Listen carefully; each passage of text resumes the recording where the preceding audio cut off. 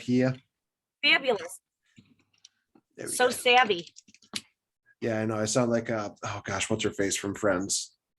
Gosh, Oh my God, she's my favorite, Estelle. Estelle. Yeah, Joey Duel. Yes.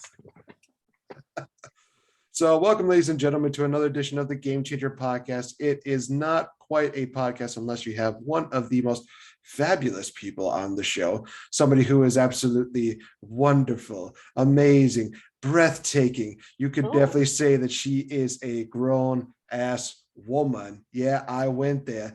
This is the one, the only, the fabulous, the sensational, the macho-licious SoCal Val.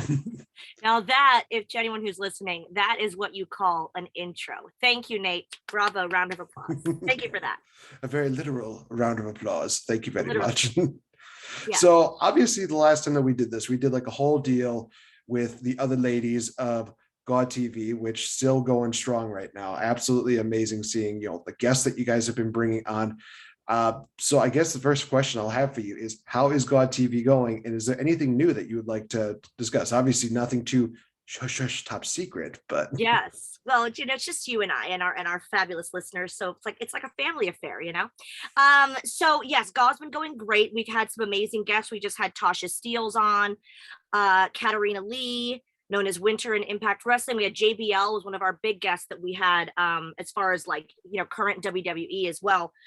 We've really tried to run the gamut of not just wrestling, but some people that are, in the music industry, some drag queens, some actors and things like that. So we, as much as we love our wrestling guests and our wrestling fans, we really do try to branch out and keep it interesting.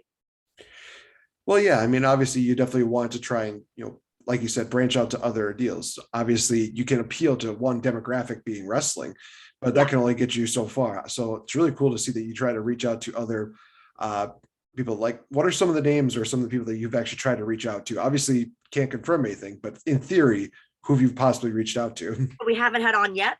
Yeah.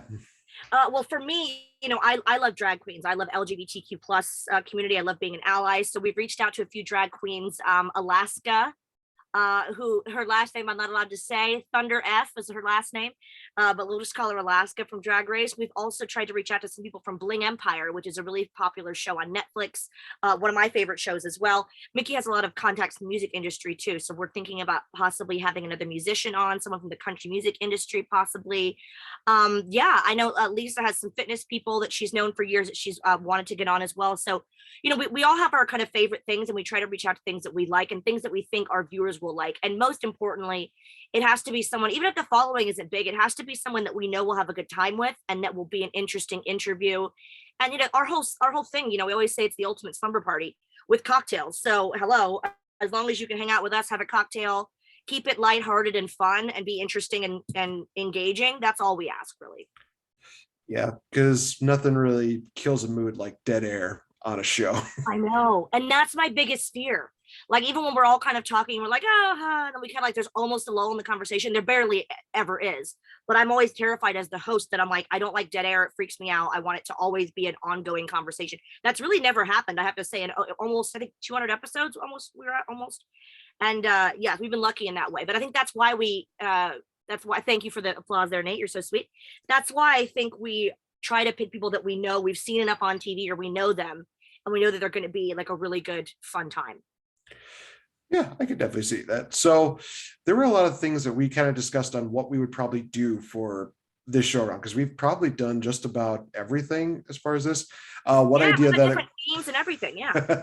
One of the things I mentioned was playing the game of 2 truths and 1 lie, which if we have time, we could probably do that. But one of the things I definitely did want to try was do a bit of a word association game. Basically what it is that I'm just going to give you a name, a word, and what is the first thing that you kind of associate that with, as well as maybe if you have a funny, if not, feasible and appropriate story about that person. And I'll explain a little bit as to why I brought up certain people during the show. So if you're ready, Val, I actually do have the first one ready for you. Okay, I am ready. I like that I don't know who it is, because then I can give you a super candid, unfiltered answer. All right. First name, Jeff Jarrett. Ooh, and do I need to have one word? No, this is our show. We can have as many words as you Oh, want. oh my gosh. Jeff Jarrett. Ooh, I would say trailblazer. I mean, he, pioneer even. He's somebody who, created Impact Wrestling and had such a great career on his own, but like had the fortitude to go ahead and start a company that's still going really, really strong to this day. So I would say pioneer. Yeah, that he deserves that for sure. The crazy thing about Jeff Jarrett was that I was just literally looking up some of his clips from his podcast, My World. Cheap plug. He's not paying me for this, so definitely check him out. Honestly, some Genuine really good plug, content. genuine. Definitely. Honestly, he had some really good stories on there. I think that when he mentioned some stories, especially on the night that Owen passed, that was one that was really tough to get through. But Yeah. I definitely saw for some reason one of the clips on there said like Jeff Jarrett talks about SoCal Val, and I'm like, okay, this is kind of interesting. Let's see what I he feel has to like say someone about told me this recently, but I could be wrong. yeah, basically what Jeff had to say was that local girl, she was good. uh Definitely felt like Jeremy Boras was like the male presence of like the backstage kind of deal, and they needed a female one, and you definitely fit the bill for that. So had nothing but high praises to say about you, so that was Oh, I really cool. love that. Well, Jeff, I owe so much to Jeff. Jeff was the first one to literally physically sign my contract, my big contract in a huge company at 18 years old. So I remember I actually had to go. He was at ringside doing something. He's literally standing on the apron. I was like, "Do you mind signing this?" And then like Terry Taylor, someone with me, just explained he needed to sign off on it. And he literally, I'll never forget him physically signing it as he was like, "Yeah, yeah, sure." But I was like, "Wow." But I mean, I was 18 years old. I'd been in the business for like 2 years by then, just valeting and doing independent shows. And to be under a contract, they could have just gone show to show with me. And I mean, I'm sure my contracts differed, but to sign a contract at that young age was like a really, really big deal. No one gets that, usually at that young age. So very No, cool. no, I owe him a very, lot. Yeah. very fortunate. Yeah. Next one, Vince Russo. Oh, whenever I think of Vince Russo, I just think of this. That's what he does. He comes into the room and he's like, "All right, guys, what are we doing? What are we doing? All right." And he always did that with Jay Lethal and Sanjay and I when we were doing our storyline. And I just said this on something else. I forget what it was, but I was crediting him with not only believing in us, but really giving us creative freedom. He was like, he wanted our ideas and like wanted our input. And if we thought something was funny or important, he wanted to hear about it. It's one thing for somebody to go like, "Oh yeah, what are your thoughts?" and then not use them. He actually used a lot of the funny things that we wanted to do and like wanted us to contribute, which is very rare with someone in creative. Not really rare in Impact Wrestling in my experience, but from what I've been what I've been told, that's not always the way. So he was somebody who really let us do that and let us have some leeway, which is really cool. Okay, so we have Russo to thank for that was that triangle ladder of love match at No Surrender. Yes, the ladder of love match, yeah, with the engagement ring hanging above the balance, which is still on YouTube. People that meet me and then realize what I've done in the past, they're like, "Oh," and they're like, "I saw this weird thing on YouTube, you getting married." And I'm like, "Here we go." People always look up my name, and then that's what they always want to talk about is that. Like, why are you in a wedding dress? Why were you like, what's with the ring on the pillow above the ladder? I'm like, dude, it's the whole long story. Not really that much of a long story. Lethal was acting like Macho Man. Sanjay was acting like Hulk Hogan, and in the Yeah, end, Hulk Hogan was the villain, and he won the girl. So yeah, pretty I think much, yeah. that's how you kind of sum it up. And Sanjay had way more money. So I mean, like for me, it was like a no-brainer. You know what I mean? Yeah, that is true. Like, duh. Like ladder Um, bank account match. shout out to Sanjay and Lethal. We love you guys. Yeah, Honestly, and amazing. Papa Dutt with all the money. Apparently, that's where it came from. Sweet Papa Dutt. So let's visit the opposite end of the spectrum. The arch nemesis of Vince Russo, Jim Cornette. Oh, Jim Cornette, a legend. I've always loved Jim Cornette. I've watched so many of his tapes, and I've worked with him many times. I got to do presenting with him different times. I know we did NWA Legends one time, and I will tell you a weird story. Jim Cornette and I had to go out and address a huge banquet of wrestling legends when I'm talking 10 minutes before we were supposed to go out there. And I wonder if he'd remember this. I'm sure he would, because it was so surreal and weird and sad that we all got texts that Roddy Piper, excuse me, had passed away. And we had just, people were already, we looked out at all the tables and people were looking at their phones going, "Oh my God, these are people that know him very well." And it was really sad because then we had the task to go out there and kind of, it had already been announced, but like it had just been announced. So we had to kind of do a moment of silence, and it was really tough. So that was interesting to share that moment with him. Obviously, because all those people knew him and worked with him. I had met him, Roddy Piper, Mr. Piper. I'd met him in an elevator once, years before that, and he just like gave me a kiss on my hand and was like the coolest, most gentlemanly, charismatic movie star man ever. And even like the 2 minutes of meeting him, I was like, this guy is cool. You know, just have like that cool charisma. He was very, very cool. So I'm just thrilled I got to say that I met him. But yeah, that was an interesting thing with Jim Cornette.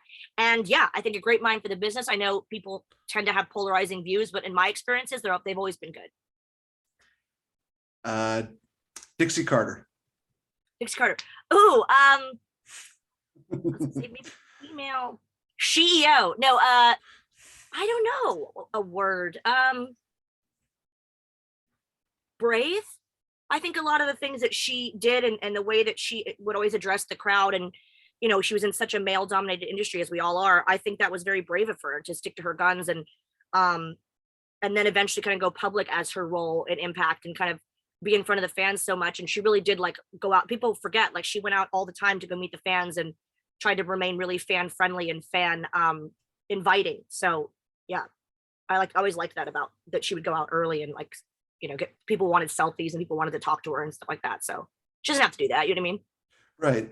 It's kind of weird because I think I've seen like heard like both sides of the story when it comes to Dixie. There's, you know, the sweet Southern side that she has, but there's also the other side. I think Jim Cornette actually mentioned this on his run with TNA, where I think there was one point where she actually wanted to make sure that the makeup lady had like a spot designated for her. And she just wanted to make sure that nobody was in that spot. Nobody was there. So that way she can get her makeup. So that way she can go out. But hey, you know what?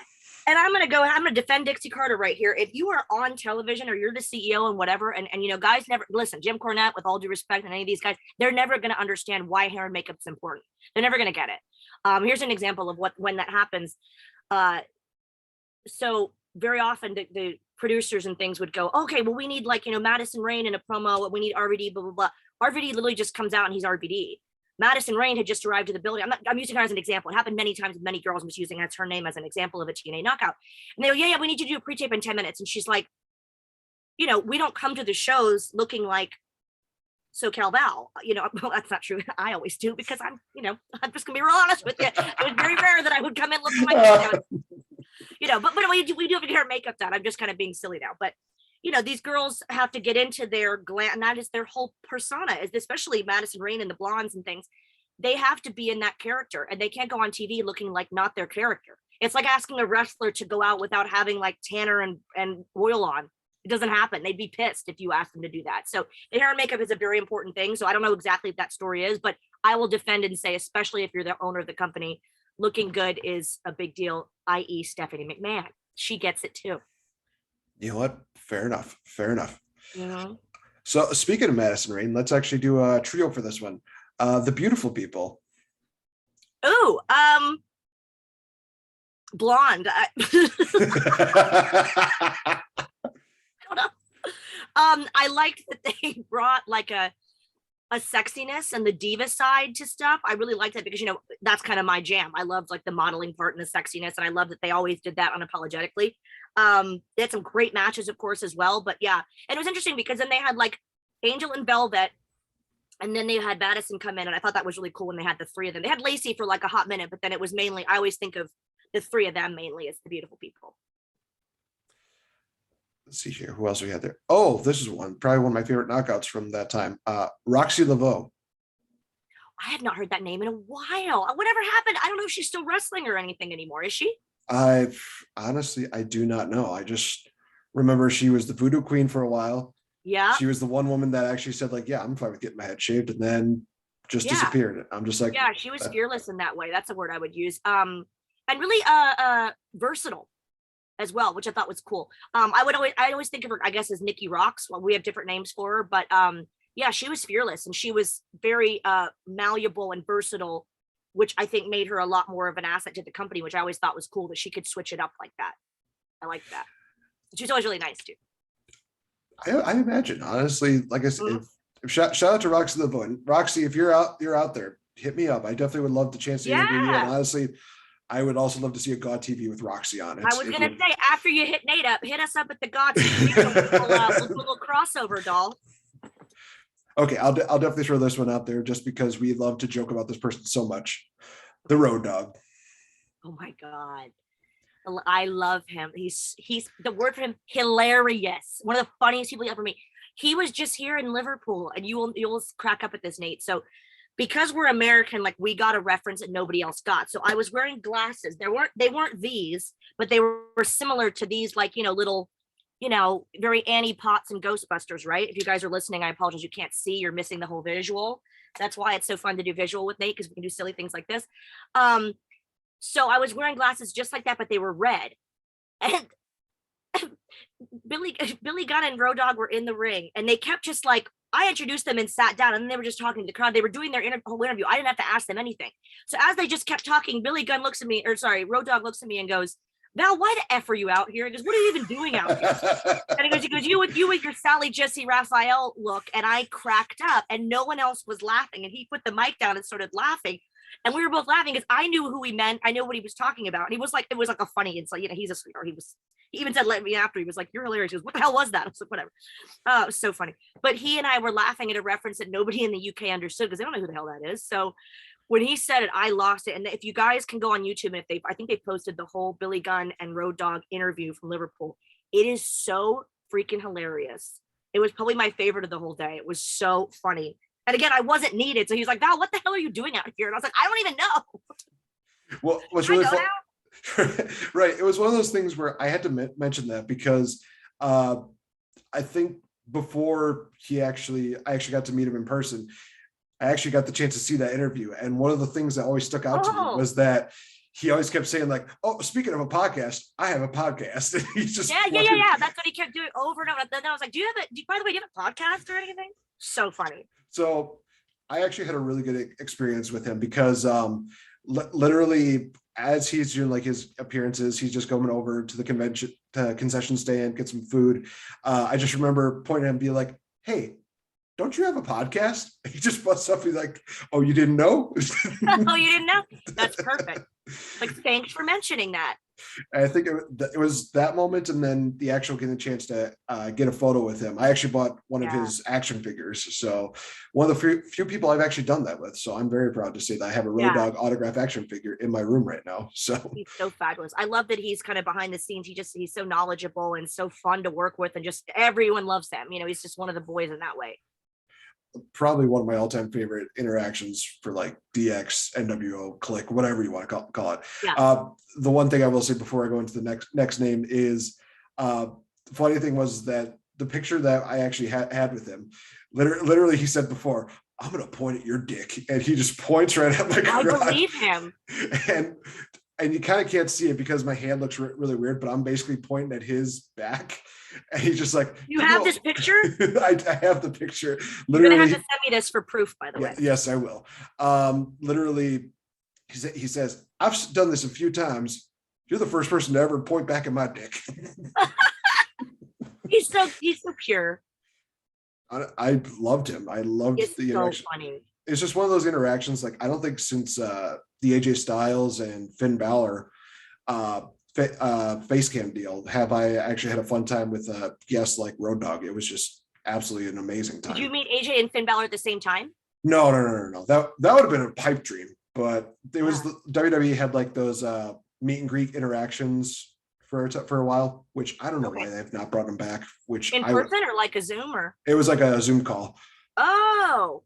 And that was the one that I mentioned you on the call. I said Val says hi, and AJ was like, "Oh, how's she doing? How'd you guys meet?" Just had a little conversation about how we met. That's right. I remember that now. Okay, yeah. I love him. He's the best. Well, Finn Balor's also fantastic. Well, we could skip over those two, so that takes them out of the list. Yeah, they're both amazing. But since we talked one half about the New Age Outlaws, let's talk about the other half. Let's talk about the one Billy Gunn. Oh my God, Billy Gunn is so funny.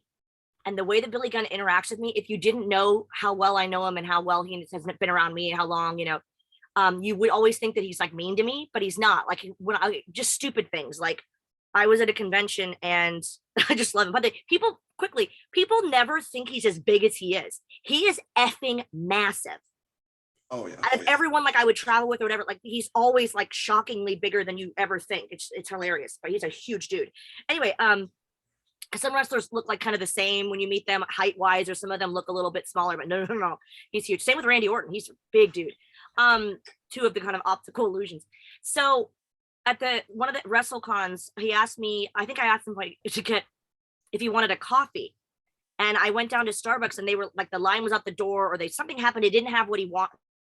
And I came back with a water and he's like, Val, what's this? Like in front of the whole crowd. I was like, they gave me water because he's like, this doesn't look like coffee. I asked for coffee. So he's flipping at me and I'm like, whoa, and I like ran away, like laughing. Well, not laughing, but pretending to be scared. And then at the shenanigans party this year, is in Dallas, and I was wearing a cowboy hat, as you do. And he was like, he just kept calling me Tex. And like, but he doesn't smile. He just kind of goes, yeah, whatever, Tex. He's like, hey, Tex, what do you like? He just, like, it's such dry humor. Then he'll crack up, but it's such dry humor that if you don't know him, it's like, because he's just such a big imposing dude that you think he's like maybe for a second being mean, and it's like he's never like that. It's hysterical. I've encountered that dry sense of humor at Starcast. That was still one of those memorable deals there. I think that was when I was meeting up with Chelsea Green too, so I got like a 2 for the price of 1 for that one. So. Oh, fun! And she's fabulous too. Yeah, absolutely. Oh man, I mean, her Matt Cardona are just perfect for each other, but also it's one of those things where like, well, Matt Cardona is the epitome of even nerds can get lucky. Yeah, I guess he is a bit of a nerd, but he's such a good, oh my God, he's always been the best at like social media and understanding like branding, and her too. They are really a fabulous couple. Absolutely. I've never even met him, by the way, never in person. Really? I've only like talked through friends. I've never actually physically met him before. I've met her many times and I love her. Oh, we said this on Gaw. If I lived back in Orlando, we'd be besties. It's just a shame that I live so far away. But when I met her, I met her downtown in Orlando with all the Tough Enough people. And immediately I was like, this is my gal. Like, as if I had known her for years. And we just are so, oh my God, like very similar like in that way. And yeah, I love her. I think the world of her. Don't tell Nikki that. They're having a bit of a spat online. Oof. Some flames have been thrown. So if anyone asks, I'm Team Mickey, but I do live. Well, now that you've given me some ammunition, I'm literally just going to go on social media and be like, no, Matt Cardona, can you do me a quick favor? My friend SoCal Val has never met you. Can you just give her a quick hi, just to say that you guys interacted? Well, I've talked to him before, and through other friends, okay. I've just physically I remember we were talking about like through Impact stuff, but I've never actually like physically been around him. I don't even think I've seen him like at a signing, because the last time I was at a signing recently, Chelsea Green was by herself. So I don't think I've ever like physically met him. Isn't that weird? Well, I'm still gonna post that on social media. Be like, next time you see Val, you have to say hi to her in person, not social media. Well, now I'm racking my brain. I'm like, have I met him? I don't think so. That dry streak needs to end. So people in the wrestling world, let's make this happen, and let's get photographic evidence of the two. Next WrestleCon. That's going to be one of those things. You say that, and then now I'm forgetting that I met him. I'm going to feel horrible, because one time on Gaw, who was it? I was like, yeah, I've never met you before. And they're like, actually, Val, no, we did meet. I was like, oh, it's happened a couple of times actually. Oops. Well, I meet just so many people, Nate. I'm like so busy. Yeah, very nice. Never nice to say. So here's gonna be an interesting one for you. Wrestle Talk. Ooh, Wrestle Talk. Well, Wrestle Talk, I worked with them for quite a while, and I mainly was working with their Screen Stalker division, which was their film reviews. And with all due respect, I love talking about wrestling, sure, but I was kind of like really excited to do something that was not presenting for something that was totally unrelated. So it was kind of cool, because those guys, they're so nice. I love all of them. The one I worked the most, and the one I have to say, if I have to play favorites, I love them all. But Lori was the one that I worked with the most. And if you've ever seen it, it's on YouTube. It's my favorite thing I've ever done with them. Is Lori and I went through, I sent it to someone recently because I'd never seen it. Like certain things I'm actually really proud of as a presenter, but this wasn't even like presenting. It was just me like being an idiot, and we were just laughing. And it was Lori and I going through Pokemon, and he was asking me the names of them all. And I was like, I know them all. I didn't know any of them. And in the video, it's me just coming up with the immediate phrase of what I think the Pokemon is called. And most of the time it was ridiculous. So for reasons like that, they're just so fun, those guys, and they're so good at what they do. Big fan. Yeah. Oh, geez Louise. Now you're just giving me ideas for if we can finally do that Game Changer God crossover in Hollywood. Now I just want to do a deal where I just pick some random pop culture deal and be like, see if you can list all of these. And just and it's even better if I'm like not that knowledgeable about it. Like Drag Race, I can talk about Drag Race all day because I know it, and that's fun. but because it was Pokemon, he knew I wasn't gonna know Pokemon. He knew it. Like I would never. It's not my thing. And I think he probably even asked me. And I was like, I don't know. But it was better that I didn't know and that I didn't see what we were talking about until it popped up on the screen. And it was so stupid and fun. So it's just like, like doing shows like Hot Ones and like doing these kind of like silly shows. I was watching an interview the day with Ewan McGregor, and they were interviewing him. I think it was BuzzFeed, and he was like, he had a bunch of puppies running around. No reason. It's just celebrities with puppies. Why not? Yeah, some with like random animals, puppies, cats, all these adorable things. Yeah. That so cute. Oh my gosh. Now I just want you to do like a parody of it, but it's like it would be like something disgusting like worms, and then at the end Boogeyman just pops up and just be like big finish. Yeah. Oh, that's terrifying. I hung out with him a little bit at WrestleCon. He's very nice. I've heard nothing but good things about Boogeyman, so I didn't know him before that. we know only so much about our heroes, and then we meet him and it's like, wow, it's amazing. I've not known you this long and know you at all. I know. It's funny because some of these people I feel like I've met before, but I haven't because I've just seen them for so many years on TV. It's like talking to Rikishi was like, I watched Rikishi from like day one, you know what I mean? From my day one, watching wrestling, and someone like that is just like, well, even like Road Dogg, like that's someone that was always on my screen when I was like I'm still a fan. When I was like a super fan, it's just surreal. You know what I mean? Trish Stratus, I was hanging out with in Liverpool, Trish and Tori and Candace, and I'm sitting there going like, what is life? I used to buy swimsuits when I was like 14 going, this is such a Tori pink, she would totally wear this. And now I'm like hanging out with her. Like I didn't tell her. I've told her like she knows I'm a fan, but like life's weird in that way. I can definitely relate to that. Trust me. It's one of those things where it's like, you know what? I see this hot redhead on TNA wrestling. There's no way. And then you met Christy Hemme and you were like, see where I went with that? Yes, you did. That was had to good. go there. That was good.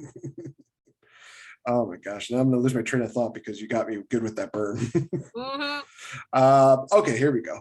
How about your hubby, Mr. Owen, Mr. Armbar himself. Mr. Armbar. I don't have any words. I mean, just the best. Okay, ever. okay. The funniest, the best, the most lovely. I could just cry. The best guy ever. The total package. Yeah. He's no Lex Luger, but he definitely knows his way around a cocktail. He's way better than Lex Luger. No offense, Mr. Luger. Better than all of them. Well, he probably best of the best. Well, hopefully Alan listens in on this show to hear that. And Lex Luger. I hope so. Sorry. But I'll tell you that for the confusion, in case anyone has any, no, I am not married to Trent Seven, but the freakiest thing is people always think that he looks like him. And I very often will be at shows, people will think that it's him. And then what's weird is Alan grew his hair out like maybe about a year ago or something like that. And now somebody's sending us pictures that Trent Seven grew his hair out. I'm like, this has to stop. This is weird. And I know Trent Seven, he's a lovely guy and a gorgeous guy. So I'm like, thanks for the comment. But I'm not married to Trent Seven, just for the record. I'm just not married to the dude. I'm married to Alan 8. I don't know. I'm married to the other Grizzly veteran. Yes. You look alike though. I do see it. Oh no, wait, the third part of Mustache Mountain. There we go. That makes it more better reference. Yeah, Mustache Mountain. So a couple more here. Slammiversary. Nostalgic, emotional. There were so many emotional things that happened at this year's Slammiversary. And if you've missed it, of course, cheap plug, you can go to Fight TV because you can catch alternate commentary from myself, Lisa Marie Barron, and our bestie, Tracy Brooks, also a TNA Knockout original. And gosh, there were so many emotional moments. But when that AJ thing happened, when the Don West package happened, and when the AJ Styles vignette popped up, we were all emotional. And yeah, it was an amazing night, and we knew it was going to be a great pay-per-view, but it exceeded even our expectations. We were very, very proud to be a part of it, if only virtually, and actually Tracy was there and got into a bit of a kerfuffle, which was awesome. We need to have her on the show, Nate. She is hilarious and talk about old school TNA stories. She's amazing. But she was there in person, but obviously Lisa was somewhere working, and I obviously live in England, so we weren't there in person, but it was the next best thing to be watching it. And during the chat, we engage with the fans and interact with them on the chat room there while we're watching the show along with them. So that was really cool to be kind of with the fans and getting their perspective too. It's really crazy because I just started doing the Brace for Impact podcast with Wrestle Addict Radio, cheap plug Mhm. there. And I told, and you know this, I posted a picture where I showed young you in 2005 to where I'm just Mhm.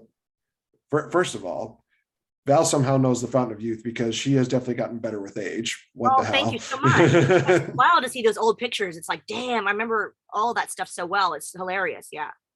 um, and just kind of seeing, again, like the humble beginnings of everything there. And Tracy definitely was one of those people that really does not get the credit that she is due right now. I mean, obviously, right now, she's in one of those very unique storylines that she has with the American Dream, Dusty Rhodes, and Yeah. Trinity.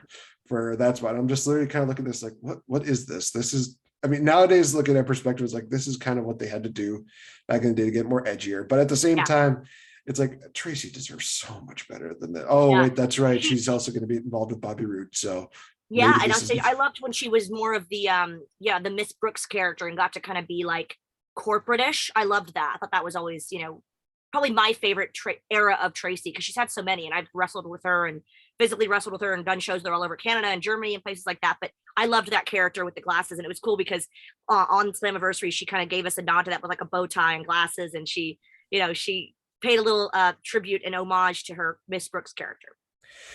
Yeah, I remember that when she got replaced with Peyton Banks. It's one of those things where it's Well, I like, didn't get that.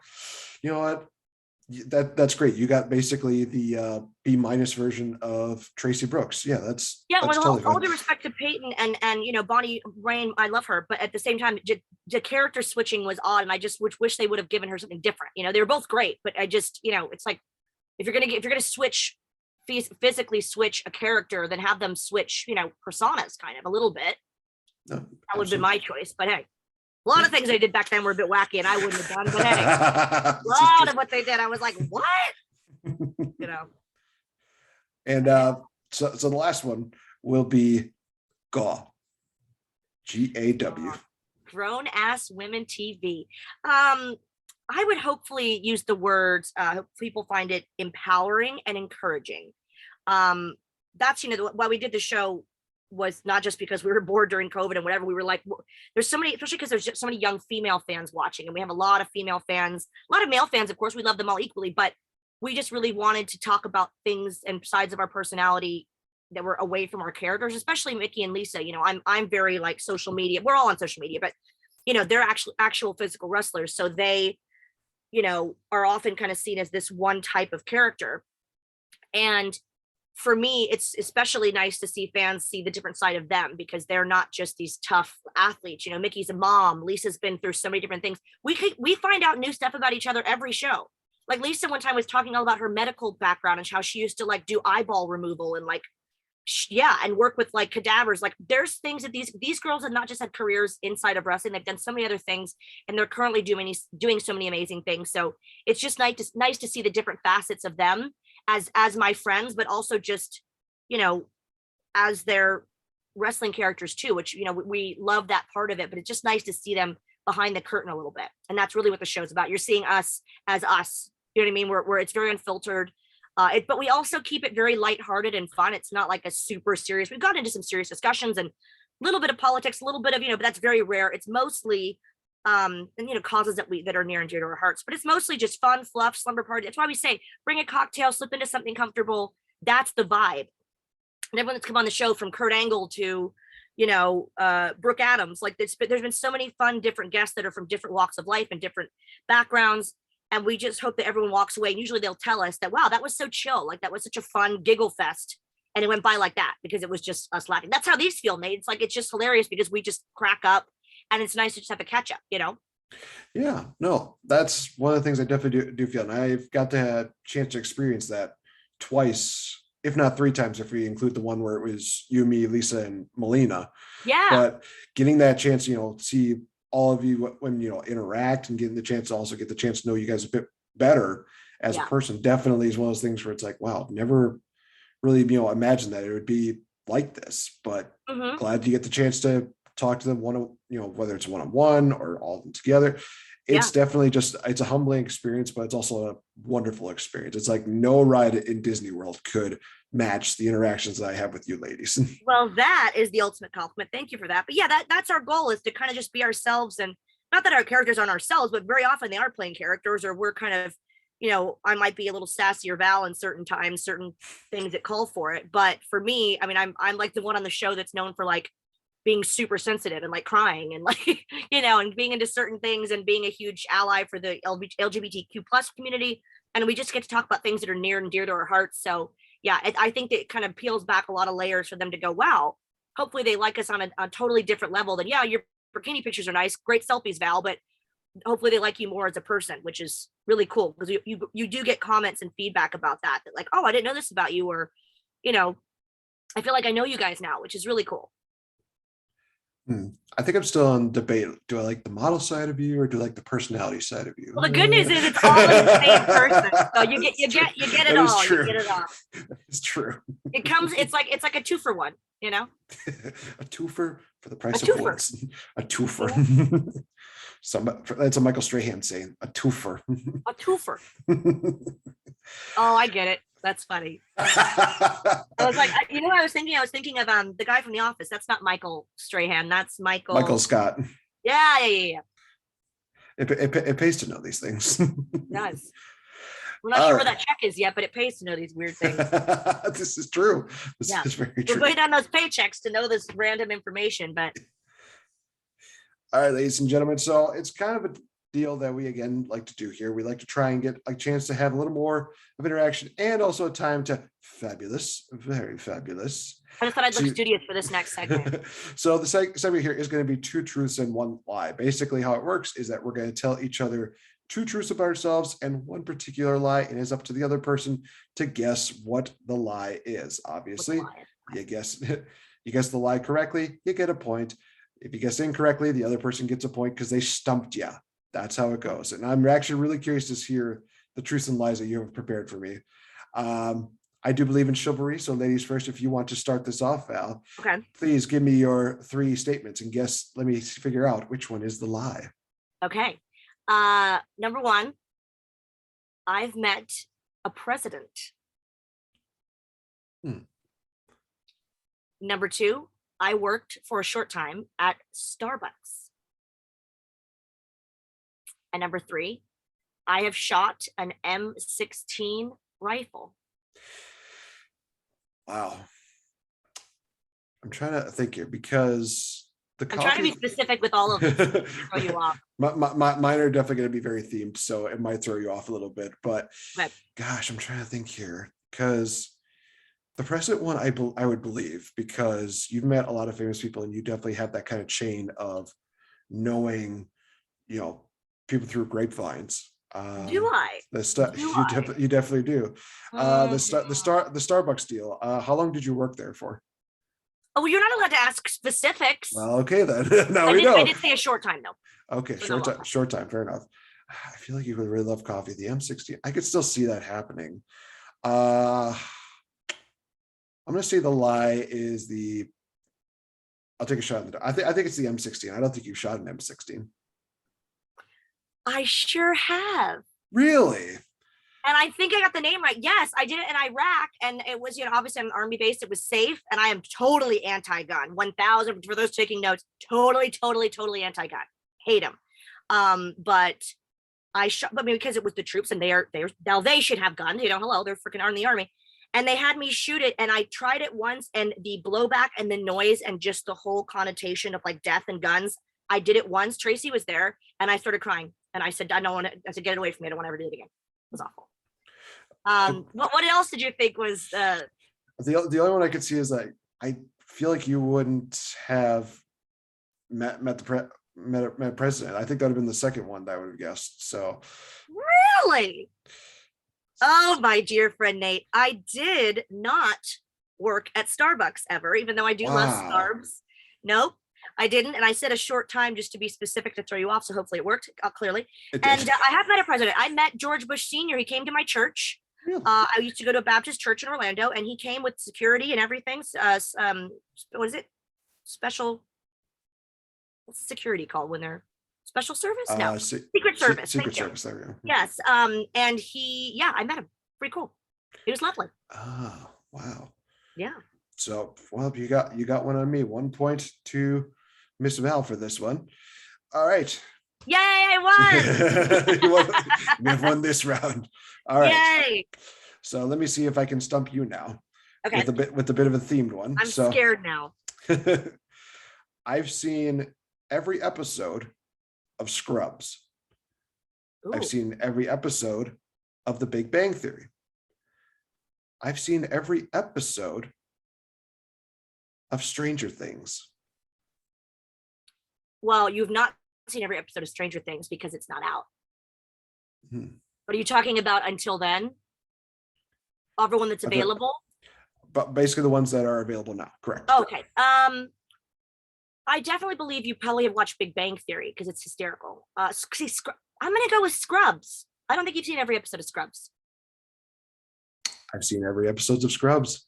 Have you? I have, including that off season that they had at the end there, where they had oh gosh, what was his name?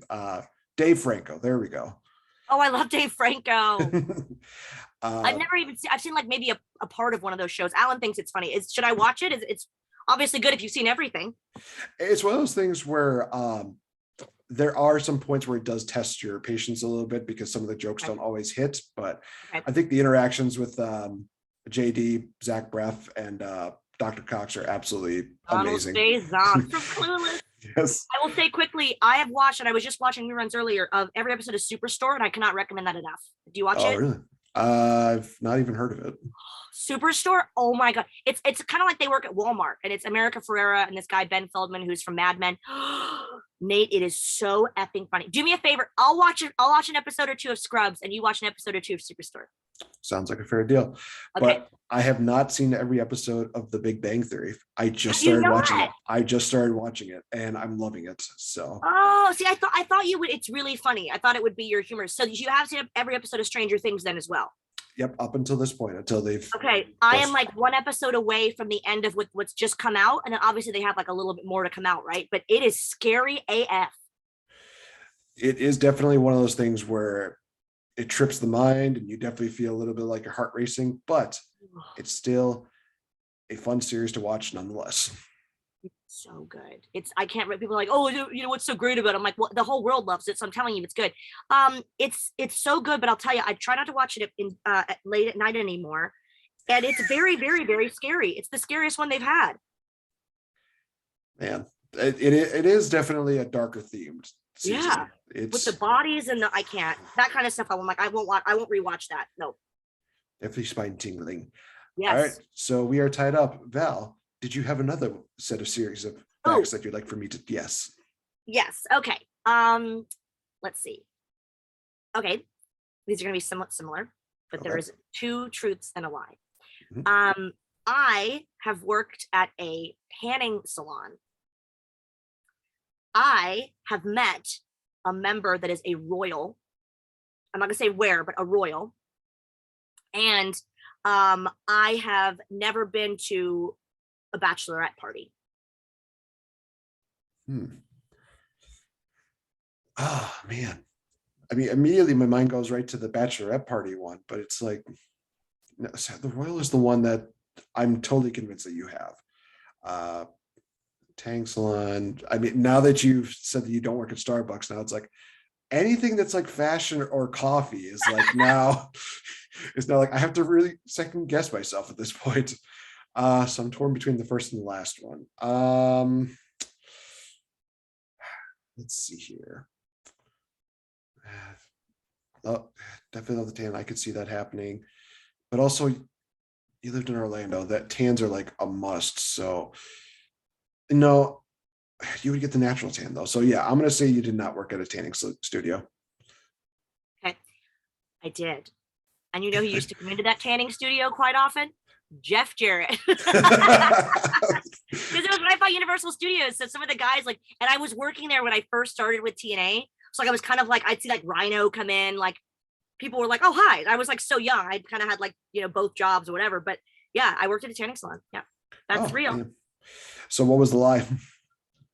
Well, the other ones were, do you know how many guesses about the other 2? The second guess would have been the last one, which was the Oh gosh, it just slipped my mind now. The bachelorette party. I've never been to Bachelorette party. Yeah, that was why I feel like you've been to a bachelorette party. Okay. But what about the royal thing?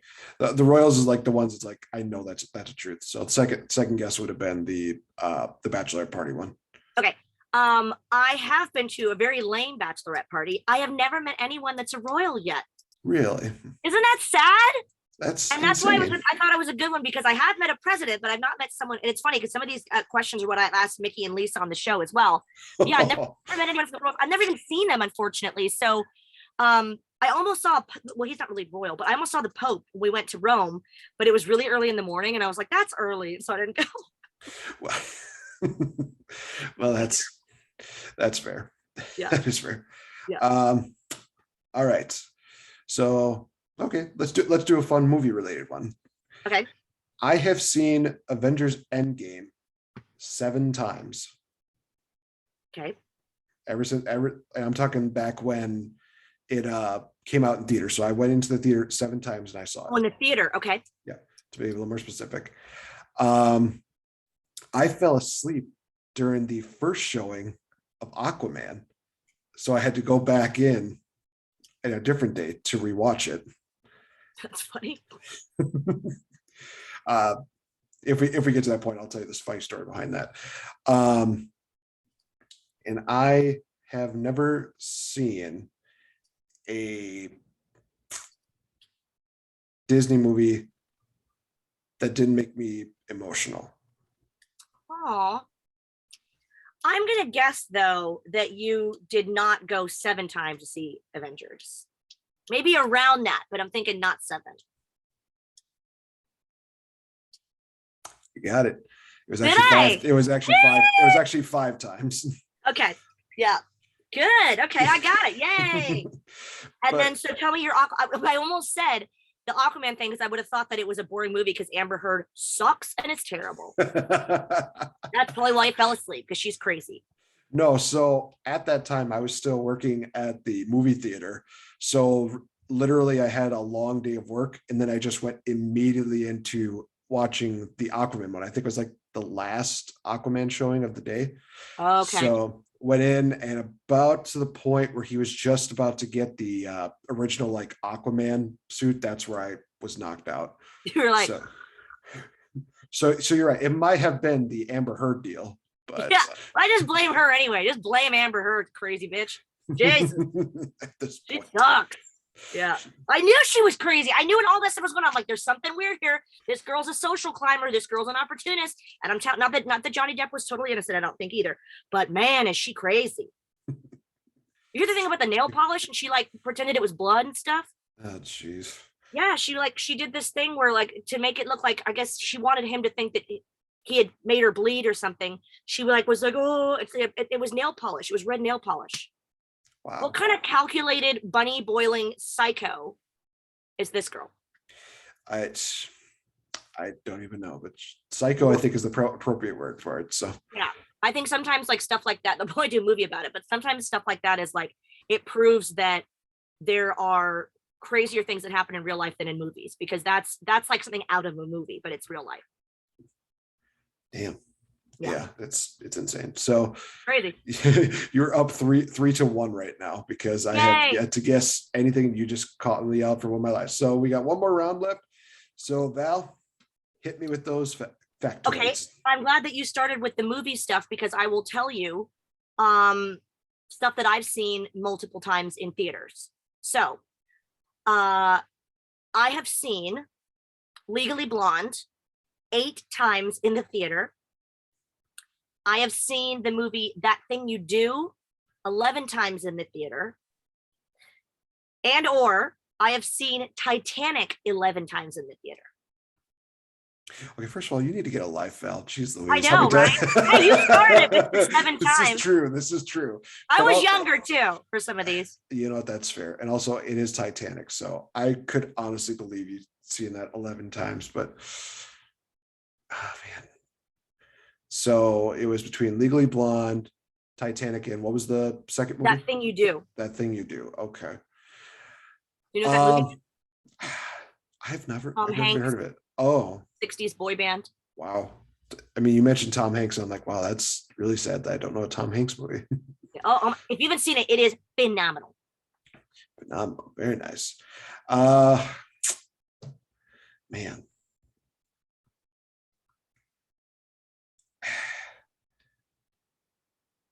I'm gonna say you've not seen Legally Blonde that many times, 7 times.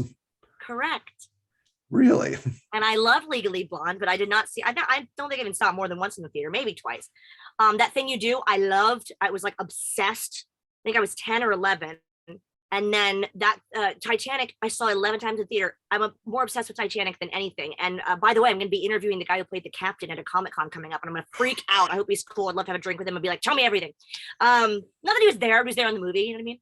But in my crazy nerdo defense, Titanic is a four an hour and I think 15-minute movie that I saw 11 times in theater. I even snuck my talk girl in. You know what that is? Like there was a talk boy that was on Home Alone where you record.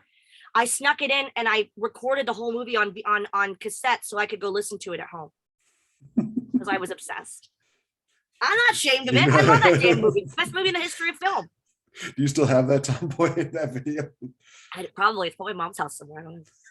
I loved that thing. That was like my early recording days, like interviewing people, and you need to post that. Just be like, this is what Val did. It was pink, and we'll have to Google it. It was pink and purple, mainly purple. Oh my gosh! You just record it just like he does. Like you record the cassette tape, yeah. But it was Talk Girl because it was a girly one. That is absolutely amazing. I love it. Or sad. I don't know if we're gonna go to the sad point, but yeah, let's just say it's super cool of me.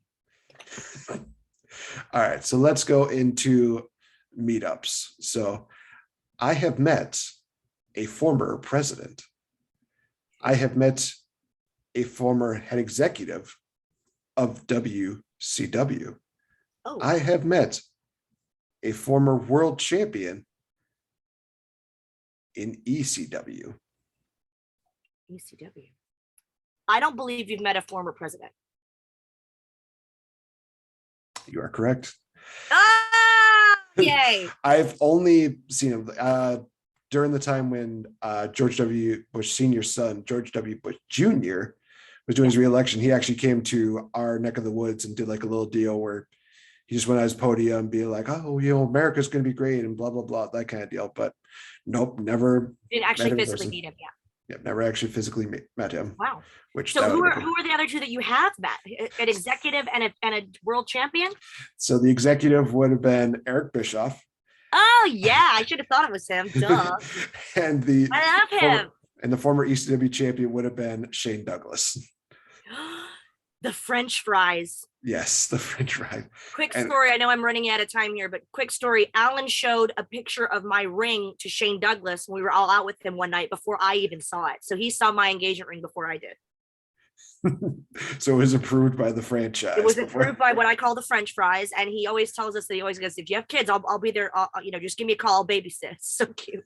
He's so nice. I love it, man. I love studying his tapes. I actually got his tapes to study Francine, who I also love, but I got so hooked on him. I was like, this guy is incredible. Man, was he awesome. Still awesome. ECW days were incredible. See, now we're going to have to do like a show where we have both Shane Douglas and Francine on, just because you think that Shane's awesome. I think Francine is awesome. Yeah. And just, oh my God, I'm going to have to reach out to them, see if they'd be even up for it. Yeah, we have Francine on our immediate list. We have some people on our list, but she's one of the ones that we hope to get on GAW very, very soon, because I've always loved her. I did very early shows with her, WEW, and got to play her assistant. And then I had my first ever pay-per-view wrestling match with her, excuse me, and she's so lovely. But yeah, I used to study her tapes, and she was phenomenal, because they wanted me to study cat fights. I'm like, okay, I got to get Don Marie and Francine tapes in here. That actually does make sense, because they were the epitome of the cat fights. But oh, totally. But yeah, you mentioned the fact that we are just about out of time. That's always sad to see these things. It just flies by every time. I know. Especially when we're telling each other lies and truths about stuff. Mm-hmm. It just makes it even more fun. We've been lying for a good long time now. That is true. That is very true. That's okay though. All between friends. Friends and the thousands of people that are just like, These people are crazy. Yeah, no, you know what they're gonna think, Nate? They're gonna be like, these people lie really well. Right. They should be worried. All right. So We're very convincing. I'm a little scared now. I'll never be able to believe anything you ever say to me again. I mean, I've seen you on TV. I'll definitely know the tells of when you're lying. So Yeah, yeah, you've seen it quite a lot. so, whether it's TNA TV or GAW TV at this We're point. gone. Lots of letters. GAWTV, which is something that you do. So while you're doing plugs, definitely, what can you tell us about GAW TV and the fabulousness that is around it? Well, thank you. Grown Ups Women TV, we call it GAW TV. It is on every Wednesday at 5 p.m. Eastern on YouTube. That's 10 p.m. for those of us in the UK. And we have so many great guests already coming up, and we have so many backlogged episodes you can go ahead and watch on there. We also have patreon.com/GAW TV where you can get the episodes early, get perks, exclusives from us. We do different things like giving away shout outs, signed merchandise for our top tiers, etc. And exclusives from each one of us as well. And then, of course, for me, onlyfans.com/SoCal Val is where you can find all of my exclusives. It's a great time to join, actually, because I just got back from Tenerife. So I had a lot of bikini shoots and bikini, summertime fun and poolside, beachside photos and videos. I did a daily video every single day I was there as an update. So I hope you guys enjoy that. And of course, onlyfans.com/SoCal Val is your way to get DMs with me as well.